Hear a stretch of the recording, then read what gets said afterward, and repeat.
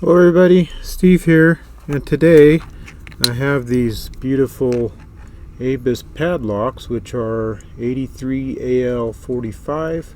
Got three different colors here, and the one thing I like about these is these are ones that have interchangeable cores, so we can put different cores in here with different keyways and have a lot of fun with them. But when you order these things from a place like an online place, you got to remember that sometimes you might order ones that are zero bitted, which means that there's no bitting and you need a key like this or a blank key to open them up like that.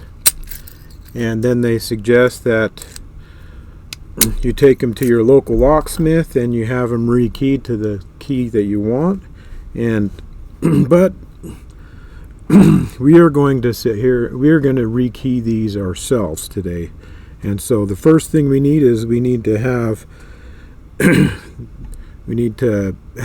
rekeying kit in order to do that. And I actually found this rekeying kit on Amazon for Schlage keys, and it has all these little baggies that have all the bottom pins 0 through 9 and some top pins, and then it had a few little tools in there. So I got that. It's in little baggies, and so that made it a little bit cheaper. And so once I got that, then I had these little containers here, and so then I just loaded up the pins in these containers. So I have them numbered 0 through 9, which I should have started with 0 with 0 through 4, but anyway, whatever.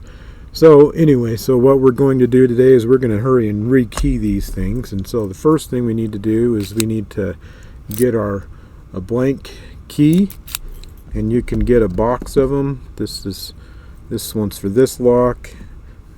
This lock is a Schlage, so I actually have 5-pin and 6-pin blanks for that. And once we get that open, then there's a little Phillips screw in there, and then we hurry and undo that Phillips screw, and the cord just drops out. Be careful not to lose any other pieces that might be in there. And then we notice that we have our cores here. These are two different ones, but they look the same. And we have here, let's zoom in a little bit, we have a little rekeying window on these cores, which makes it really easy to rekey them. You also have holes on the bottom, which other cores might have the same thing, so you could use that, but it's a little bit more difficult. But so today we're just going to rekey it using this little window because it's really easy to do. So the first thing is we put our blank key in, and even though it might turn, it doesn't turn to here, and that's because there's a little pin here on the side that we need to push in. So I'm going to try and hold this and push it in and turn the key at the same time. Oh, there we go. Look how talented I am. So I'm turning that the opposite way, and there's our our key pins down there. I'm going to dump those out a little sooner than I planned on. We'll dump those out over here. And so this is the key I want to use. I went through and I found a few different keys, but this is the one I want to use.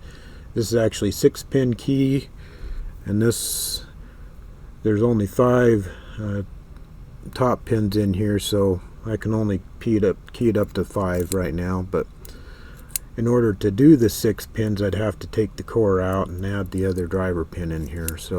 But today I'm just going to pin it up to 5. And in order to figure out exactly what key pins I need for this particular key, I would need to have a key gauge like this. And the way this works is it's numbered here 0 through 9. And this one is for Schlage SC1 keyway. And then all I do is I put my key in at a 90, and then I go to the bitting that I want to check, and then I slide it down, till it stops, and then I look at the number, and that's a 3. So that first number is a 3, and the second one goes down to 6, and that's how you do that. So you go through and figure out your bidding that you want, and I've already gone through and pulled out all my key pins here that I need for this particular lock out of my little my pinning kit that I made myself. And so then I'll just go ahead and put the key in, and then just drop in the key pins. Hopefully they're the right ones. I almost messed these up a little bit ago. Dropped something on my tray and they went everywhere, so I got them reorganized. Yeah, it looks like we're all good. Okay, now I got the new key pins dropped in. That's what it needs to look like. Basically, you may need to make sure that the key pins are not into the cylinder because that would mean that if they were too short, then they would be in there, and then the driver pin drop in there and then it wouldn't open. If they're too long, then you wouldn't be able to turn the core. So I got them all right. They're all exactly the right height I needed. Turn it. I can hear those pins drop into place now. I can take the key out and turn. It operates perfectly, and that's a good sign. Next thing I want to do is get my lock body, and I'll drop it in there, and before putting the screw in to retain the core, I'll try it out a few times just to make sure it's working okay. And now once I'm satisfied with that, then I will drop that core retaining screw in there. Let's screw this back down. And now I should have a functioning lock with the new key. And there we go. So that's how we really quickly rekey this zero-pitted lock to have this new key. So I'll be going back here later on, and I'll be putting in some different driver pins and making this a 6-pin lock, but for right now it's a little 5-pin lock. So anyway, that's just a quick video on how I do it. Anyway, so thank you everybody for watching. Make sure that you leave a like and that you're subscribed, and definitely leave comments down below and let me know what you think. Thank you everybody for watching, and have a wonderful day.